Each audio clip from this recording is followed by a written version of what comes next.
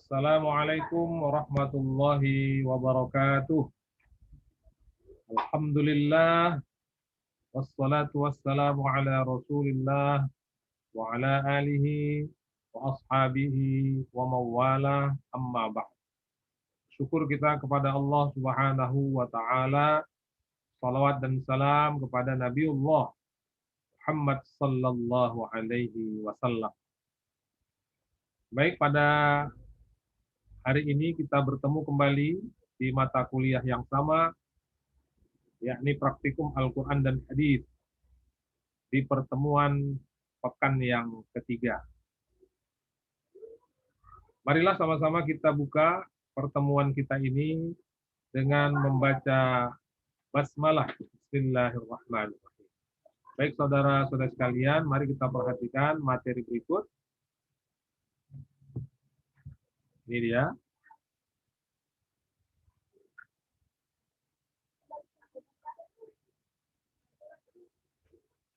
Masih di mata kuliah yang sama, di pertemuan yang ketiga, kita lanjutkan materi kita.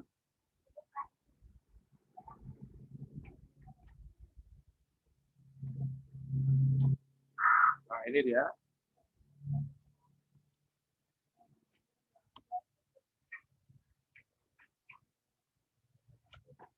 Yang akan kita bahas di poin yang ke-9 ini adalah Al-Quran tempat mencari jalan keluar atau solusi ya. Kita dasari, kita awali dengan sebuah hadis dari Ali bin Abi Thalib radhiyallahu an. Ya, dia pernah mendengar Rasulullah sallallahu alaihi wasallam bersabda. Kata Rasulullah, ketahuilah sesungguhnya nanti akan terjadi fitnah atau cobaan. Fitnah itu sebenarnya artinya cobaan. Maka aku bertanya, apakah jalan keluar atau solusi daripadanya ya Rasulullah? Nabi sallallahu alaihi wasallam bersabda, solusi atau jalan keluar dari fitnah atau cobaan tersebut adalah kitabullah. Kitabullah, ini Al-Quran. Di dalamnya ada berita tentang orang atau kaum yang sebelum kamu. Jadi Al-Quran itu membicarakan umat sebelum kita. Dan ada kabar tentang yang akan terjadi di belakang kamu. Dan apa yang terjadi di depan kita juga digambarkan dalam Al-Quran. Lanjutannya, di dalam Al-Quran atau di dalam kitabullah ada hukum. Ada hukum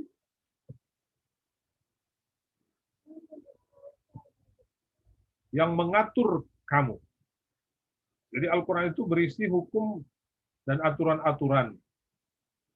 Ya. Isi Al-Quran itu tegas, tidak ada yang main-main. Ya. Siapa yang meninggalkan Al-Quran karena sombongnya, kalau ada yang tidak menjadikan Al-Quran itu sebagai hukum, ya, atau ada orang yang merasa berkuasa, tidak mau diatur oleh Al-Quran, niscaya Allah akan membinasakannya. Siapa yang mencari petunjuk kepada yang lain dari Al-Quran, ya, carinya petunjuk tapi bukan Al-Quran, niscaya ia akan disesatkan oleh Allah Subhanahu wa Ta'ala. Lanjutannya, hadis tadi, ia, dalam hal ini Al-Quran, kitabullah adalah tali Allah yang kuat. Tali Allah yang kuat. Peringatan yang mengandung hikmah. Dan merupakan jalan yang lurus. Shiratul mustaqim. Tidak akan tergelincir hawa nafsu kita dengan Al-Quran. Kalau hawa nafsu kita tidak kita perturutkan, artinya hawa nafsu kita itu kita sesuai dengan tuntunan Al-Quran, maka kita tidak akan tergelincir. Lidah kita tidak akan selip. Apabila lidah kita ini memang yang kita sampaikan berdasarkan Al-Quran.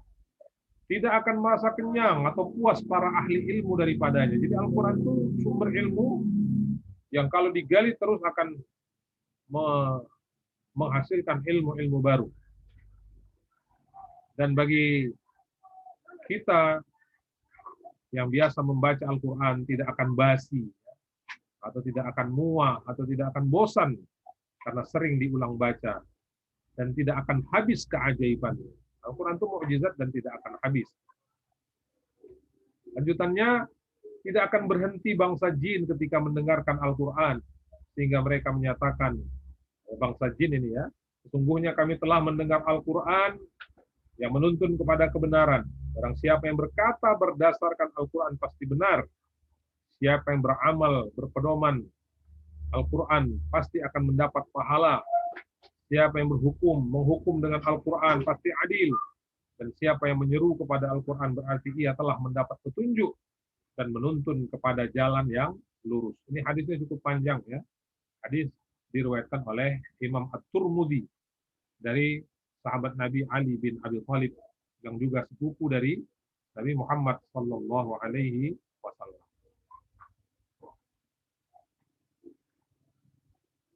Baik saudara-saudara sekalian, dari hadis tadi jelas kiranya bahwa segala macam cobaan ya, yang menimpa umat ini akan dapat diatasi. Kita sekarang ini menghadapi berbagai macam problematika umat Islam, baik Indonesia maupun dunia. Cara agar kita terlepas atau keluar dari segala persoalan ini tidak lain dan tidak bukan adalah apabila kita mau kembali kepada kitabullah, kitab Allah Subhanahu wa taala. Terjadinya berbagai macam perbedaan paham dan perselisihan akan dapat diselesaikan dengan kembali kepada kitab Allah dan sunnah Rasulullah sallallahu alaihi wasallam. Jadi kalau kita kembali kepada dua sumber ini, bila ada perbedaan paham, ada jalan keluarnya. Bila ada perselisihan, lihat Quran, lihat hadis, sunnah Nabi. Maka akan ada solusinya. Sekarang ini kadang-kadang kita melupakan kitabullah dan sunnah Rasulullah sehingga perbedaan kecil jadi diperbesar. Ini dekat mau Ramadan. Gara-gara penentuan awal Ramadan saja, ini terjadi perselisihan yang sangat hebat. Sesungguhnya tidak. Yang menggunakan metode hisab, yang menggunakan metode ru'yah, itu memang sudah ada dasarnya dan tidak perlu dipertentangkan. Tidak perlu menyalahkan, ya, atau bahkan kita jangan merasa bersalah, karena memang dua-duanya diakui dan dibenarkan oleh kitabullah dan sunnah Rasulullah SAW. Begitu juga dengan perbedaan-perbedaan paham lain. Akhirnya sekarang ini karena perbedaan paham kita menjadi lemah. Kita tidak bersatu karena perbedaan organisasi. Kita tidak bersatu karena perbedaan masjid. Kita tidak bersatu karena perbedaan ustadz. Nah ini. Dan sesungguhnya persatuan umat Islam itu sangat dibutuhkan hari ini. Dan itu bisa terjadi bila kita kembali kepada kitab Allah dan sunnah Rasulullah SAW. Baik saudara-saudara sekalian, hal ini diungkapkan dengan tegas dalam firman Allah Subhanahu wa taala Quran surah An-Nisa ayat 59. A'udzu billahi minasy syaithanir rajim. Bismillahirrahmanirrahim. Ya ayyuhalladzina amanu athi'ullaha wa athi'ur rasul. وأطيعوا الرسول وأولي الأمر منكم فإن تنازعتم في شيء فردوه إلى الله والرسول إن كنتم تؤمنون بالله واليوم الآخر ذلك خير وأحسن تأويلا. Artinya, hai orang yang beriman, taatlah Allah dan taatilah Rasulullah dan ulil amri di antara kamu. Kemudian jika kamu berlainan pendapat tentang sesuatu, maka kembalikanlah. Ini dia. Persoalan itu, perbedaan itu kepada Allah, Al-Quran, dan Rasul sunnahnya, jika kamu benar-benar beriman kepada Allah dan hari kemudian, yang demikian itu lebih utama bagimu dan lebih baik akibatnya. Ini dasar. Kalau ada persoalan, ada problematika, ada perbedaan pendapat, nah, kembalikan itu kepada Al-Quran dan Sunnah. Ya, insya Allah Allah akan memberi jalan yang terbaik. Baik saudara-saudara sekalian, yang ke-10 ya, membaca Al-Quran itu malam dan siang. Membaca Al-Quran malam dan siang. Kalau tadi Al-Quran solusi, ini membaca Al-Quran itu, ya, tilawah Al-Quran itu kapan? Malam dan siang. Membaca Al-Quran dapat dilakukan malam atau siang pada setiap waktu. Ya, boleh dilakukan sambil berdiri, duduk, dan sedang berbaring. Hal ini berdasarkan kepada firman Allah Subhanahu wa taala Al-Quran surah Ali Imran ayat 113 sampai ayat 114. A'udzu billahi minasy syaithanir rajim. Laisu sawa'an min ahli kitabi ummatun qa'imah يتلون آيات الله آناء الليل وهم يسجدون يؤمنون بالله واليوم الآخر ويأمرون بالمعروف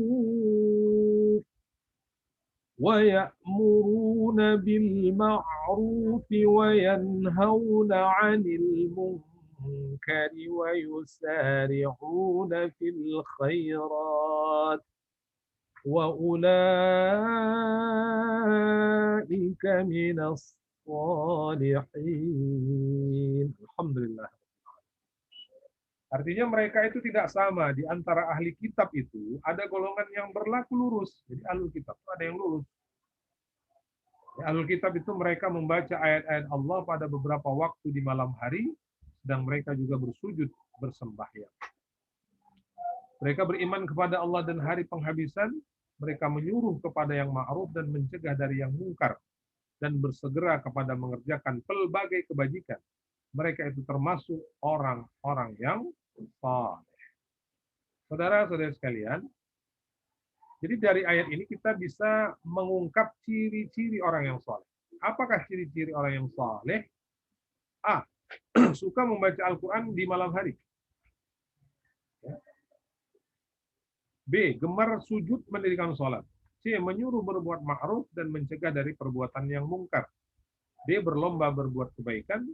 E. Beriman kepada Allah dan hari kiamat. Inilah ciri-ciri orang yang saleh, yang salah satunya adalah gemar membaca ayat Al-Quran. Disebutkan di sini di malam hari. Saudara-saudara sekalian, selanjutnya dalam sebuah hadis Rasulullah SAW bersabda, wahai ahlal Quran, wahai ahli Al-Quran, janganlah kiranya kamu jadikan Al-Quran itu sebagai bantal sandaran. Bacalah dia dengan sungguh-sungguh. Baca di sebahagian malam dan baca di sebahagian siang, di malam dan siang. Kalau di ayat tadi malam saja. Tebarkanlah dia dan perhatikanlah atau renungkanlah kandungan isinya dengan sungguh-sungguh. Mudah-mudahan kamu mendapat kemenangan. Hadis riwayat Baihaqi. Selanjutnya, saudara sekalian, hadis ini mengandung pengertian apa? Pengertian yang pertama adalah bahwa membaca Al-Quran itu pada siang hari atau malam hari. Kemudian tugas kita ya adalah menyebarluaskan dan mengajarkan Al-Quran. Itu tugas, tanggung jawab. Setelah kita bisa membaca Al-Quran, ya, kemudian pahami dia, pikirkan kandungan-kandungan ayat itu, bukan hanya sekedar membaca huruf-hurufnya. Walaupun membaca hurufnya itu ada pahala, tapi jangan berhenti sampai situ. Tapi bagaimana kita juga bisa memahami, ya, dan kita pikirkan kandungan ayatnya untuk apa? Untuk akhirnya kita amalkan, bahkan akhirnya kita dakwahkan. Baik saudara-saudara sekalian, tentang kebolehan membaca Al-Quran dalam keadaan sedang berdiri, sedang duduk, atau sedang berbaring, itu diungkapkan dalam ayat 191 surah Ali Imran. Allah Subhanahu wa taala berfirman, أعوذ بالله من الشيطان الرجيم الذين يذكرون الله قياما وقعودا وعلى جنوبهم ويتفكرون في خلق السماوات والأرض ربنا ما خلقت هذا باطلا سبحانك فقنا عذاب النار. Artinya, itu orang-orang yang mengingat Allah sambil berdiri, atau duduk, atau dalam keadaan berbaring, dan mereka memikirkan tentang penciptaan langit dan bumi. Seraya berkata, ya Tuhan kami, tiadalah Engkau menciptakan ini dengan sia-sia. Maha suci Engkau, maka peliharalah kami dari siksa neraka. Saudara-saudara sekalian, menurut ahli-ahli tafsir yang kenamaan, termasuk dalam pengertian alladzina yadhkurunallah, ya. Jadi dalam ayat tadi ada kata alladzina, yakni orang-orang yadhkurunallah, mengingat Allah, itu maknanya berzikir. Ya. Kita lihat. Alladzina yadhkurunallah, itu maknanya semua ahli tafsir itu berzikir.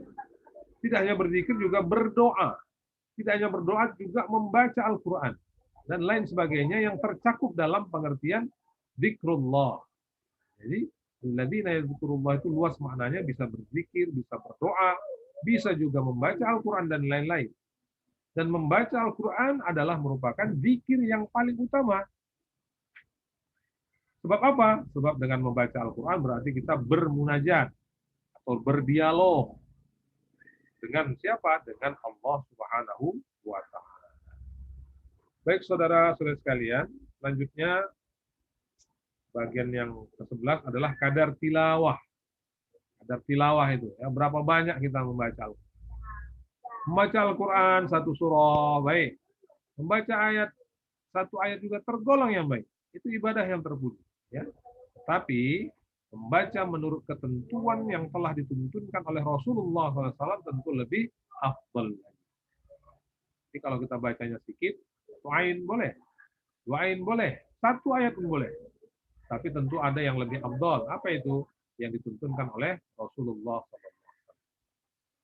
Ini didasarkan hadis dari Anas radhiyallahu an, bahwa Rasulullah SAW bersabda, "Man qara'a fi yaumin wa lailatin khamsina ayatan lam yuktab minal ghafilin wa man qara'a mi'ata ayatin kutiba minal qanitin wa man qara'a mi'atai ayatin lam yuhajjihil qur'anu yawmal qiyamah man qara'a khamsa mi'atin kutiba lahu qintarun minal ajr." Rawahu Ibnu Sunnah.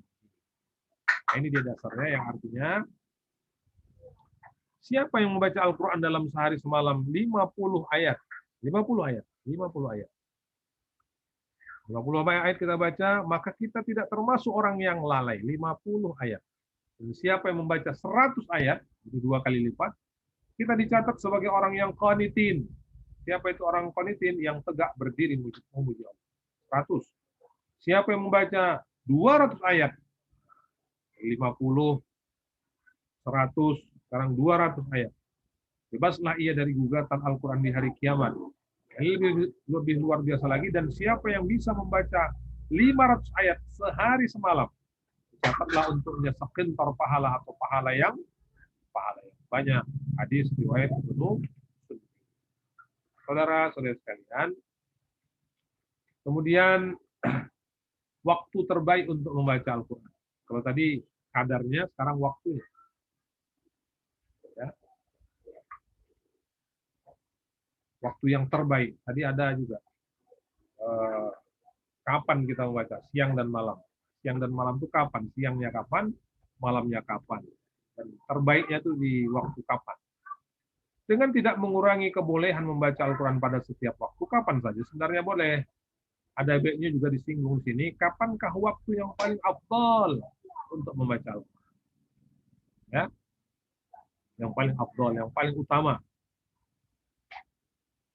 Di dalam kitab Al-Azkar halaman 96 sampai 97, Imam An-Nawawi menyimpulkan bahwa waktu yang paling afdal ialah di dalam sholat. Nah, itulah yang paling afdal.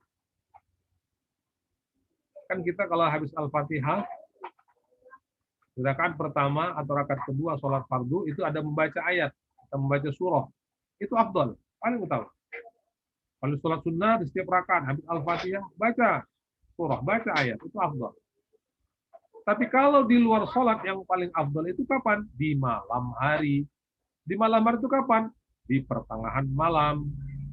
Di malam yang paling afdal itu kapan? Di akhir atau sepertiga malam yang terakhir itu lebih afdal. Itulah kita mungkin sholat sunnah tahajud, baca di situ ayat, luar biasa. Ini afdal di luar sholat. Demikian juga membaca Al-Quran sesudah sholat maghrib. Sesudah sholat maghrib menjelang sholat isya itu sangat disukai. Ahab, sangat disukai. Ahab. Jadi habis maghrib kita nggak usah pulang dulu misalkan ya, tunggu isya baca Quran sampai isya. Itu sangat disukai. Selanjutnya, adapun kalau di siang hari yang terbaik itu kapan? Sesudah sholat subuh. Ya, sudah sholat subuh baca Quran. Ya. Kalau bulannya bulan kapan? Bulan Ramadan. Kalau hari yang terbaik itu apa? Hari Jumat. Apalagi Senin Kamis. Hari Arafah. Kemudian di 10 hari bulan Dzulhijjah. Nah, baik saudara-saudara sekalian, itulah pertemuan kita pada pekan yang ketiga ini. Dan seperti biasa, jangan lupa bagian terakhir dari perkuliahan kita ini ada beberapa tugas sebagai latihan untuk menambah pemahaman kita. Yang pertama, Al-Quran itu tempat mencari jalan keluar. Di bagian pertama tadi, atau solusi. Dan saat ini umat Islam mengalami berbagai permasalahan yang besar. Jelaskan permasalahan apa saja yang dialami umat Islam saat ini. Silakan. Menurut Anda apa saja? Inventarisir. Apa saja yang menurut Anda yang jadi persoalan kita umat Islam ya hari ini. Yang kedua, menurut ahli-ahli tafsir yang kenamaan, apa pengertian dari alladzina yadhkurunallah? Apa artinya?